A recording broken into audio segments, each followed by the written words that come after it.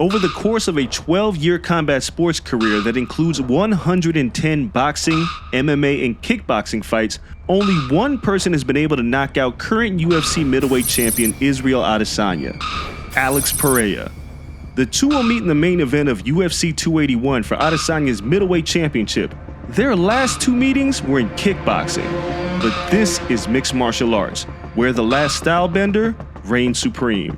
Can Adesanya avenge his only knockout loss, or will Pereira prove once again that he's the better man and be the new UFC middleweight champion? Let's break it down. This is By the Numbers.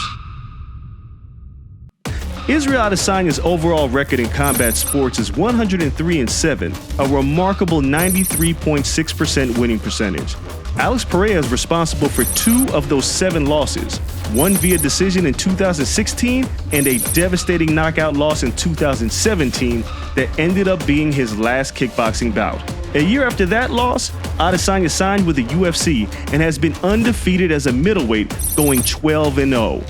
He's one win away from tying Anderson Silva for the longest winning streak in UFC middleweight history, but he'll have to beat a man that just seems to have his number.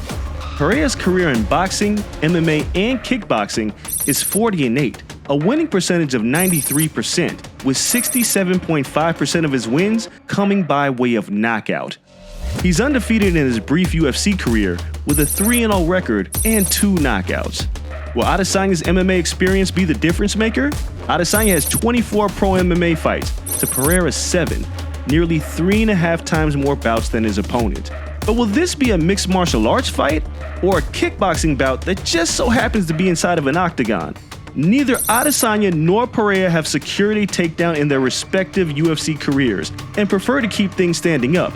If that's the case, perhaps Pereira has the advantage. Adesanya's 3.93 significant strikes landed per minute is behind Pereira's 6.29, but the strength of schedule isn't remotely close, as Adesanya has victories over 4 of the top 5 ranked UFC middleweights and includes Derek Brunson, Jared Cannonier, Robert Whittaker, and Marvin Vettori.